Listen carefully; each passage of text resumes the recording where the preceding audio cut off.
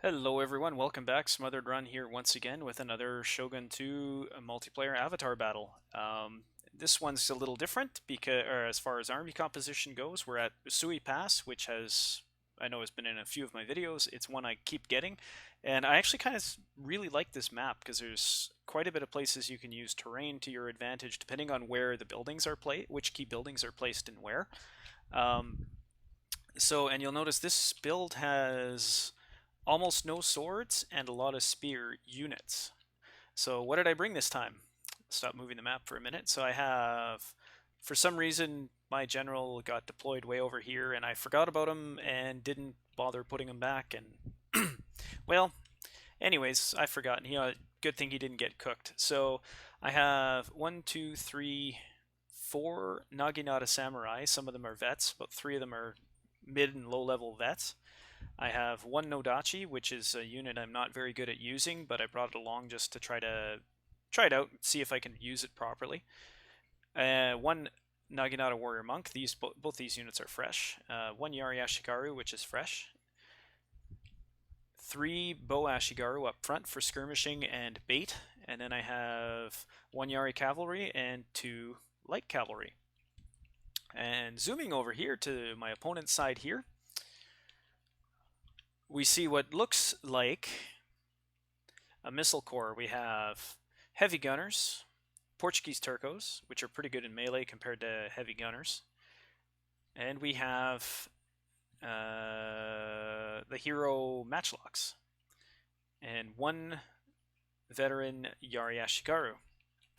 So instantly I know he's got units in hiding, obviously. I mean, those are all expensive units, but it's a medium battle, so there's got to be more to it. So first thing I'm going to do is advance up on the hill, because one thing I want to make sure I do is grab the workshop, because all of those matchlocks against that kind of an army are going to be deadly. It was at this point too that I noticed something flash, like a unit flash somewhere, that they were hidden and then they weren't, and then became hidden again. So I know he's got units hiding around somewhere. And this also, I had a I should just keep it playing. I also noticed that my opponent had brought the Monomi Spy. So it wasn't a siege battle, but it does give +3 melee defense, +3 melee attack to, and I think something about armor, to your ninja. And here you go. So if you bring ninja and you want to have really tough ninja, bring the Monomi Spy, as my opponent did. So now I have a few sort of thoughts about this as we go. I see his ninja here, and I was too busy microwaving things elsewhere. I didn't even notice them until they had basically engaged and almost routed my bows. He does a couple things really neat with his ninja that are actually really effective, and the next time I use a ninja build, I think I'm going to copy it as far as the tactic he used with his...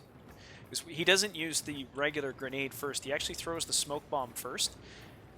And it's right now that I notice that there are all these ninja here.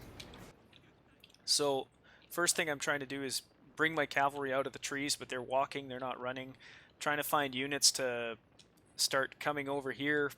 Can't figure out which ones to use. What I should have done instantly was turn this Naginata around, stop him from running, and engage that ninja. But what he does, almost right away, is he throws the blinding grenades, which is a great idea because he's now blinded 4 of my units, routed these guys, didn't even waste a bomb on them, just engaged them straight in melee combat. Hasn't blinded my Nodachis, but that's fine. They're going to charge these hero ninja.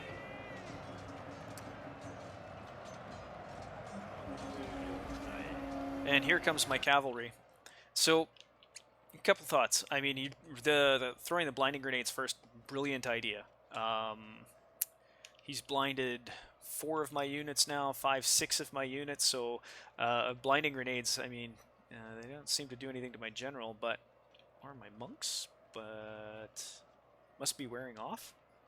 But it does affect melee ability, apparently. So the problem with this build is that once his ninjas get routed, if his guns haven't killed my general or haven't killed all of my infantry, um, he's got nothing to support his ninjas except one unit of Ashigaru, which he needs to keep for cavalry. So around his general or around his missiles. So his ninjas are basically all on their own, and they either have to tie me down long enough that his guns can obliterate me, which I guess would be the strategy that he's using, or he's got to do enough damage right away that from behind the lines that my army routs right away. Unfortunately for him, I think I was bringing a morale upgrade for the for all samurai because most of my army is samurai. Sending in my Yari Ashigaru because it's pretty clear to me now with Hanzo's Shadows and then 3 vetted Kisho Ninja plus the vetted hero unique matchlocks. He doesn't have a lot of anything else to pull out of his back pocket to engage me, so I'm not too worried. These bows are broken. Cycling charges in and out of his ninja, because again, his ninja will... running from the battlefield. Shameful display! His ninja with that upgrade will shatter my cavalry, so I have to make sure I charge, retreat, charge, retreat. Now, he's going to set up to engage with these heavy gunners, and I don't know if this was probably the best spot to shoot because there's a little bit of terrain in the way, and you'll see here.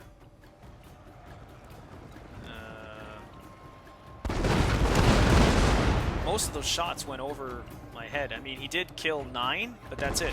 I mean, heavy gunners can kill a lot more in a single volley.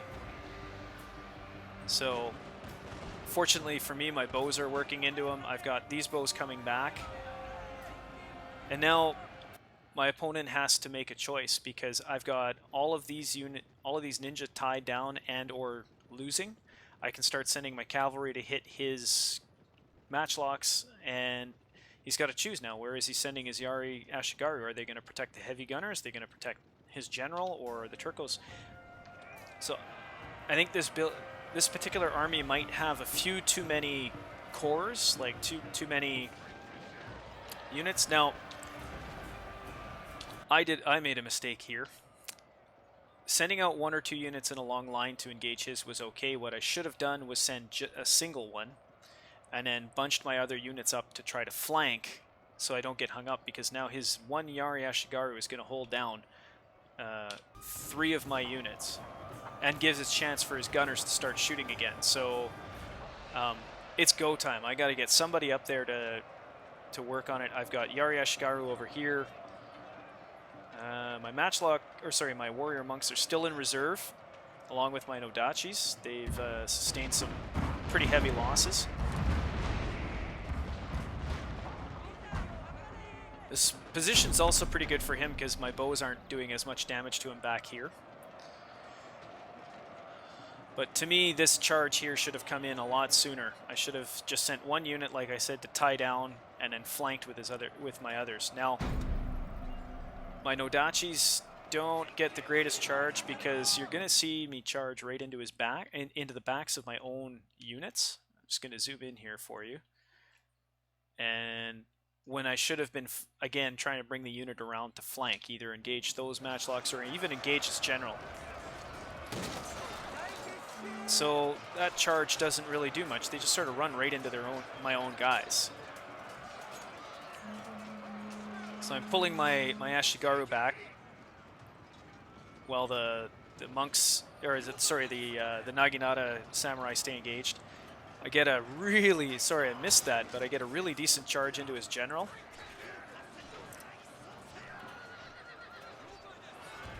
With 2 units of cavalry. He's going to probably rout 1. My lord, here come my monks. will soon be yours. And I'm just waiting until I'm in range so I can hit the war cry. I've finally bonsai'd my Naginata, or sorry, my Nodachis, but way too little too late. I did use the war cry on his monks, or his matchlock heroes, but I'm having a problem with the English language today. I can't figure out the right words to use, but Anyway, so that's the battle. Um, I think it's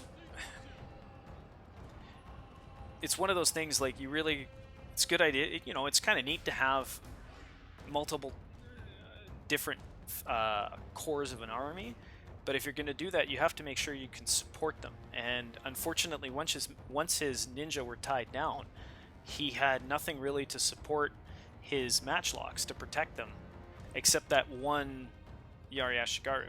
Now, granted, I totally mismanaged how to engage that Yari Ashigaru. I just sent 3 units in a big long line, and he tied down all of mine when I should have sent just one and then moved the other 2 around. So that's kind of a mistake on my part. But anyways, hope you guys enjoyed. This was an interesting battle to play. It was a neat test of this particular style of army, so I ended up using it a little bit more, and I might use it some more. So anyways, see you guys next time.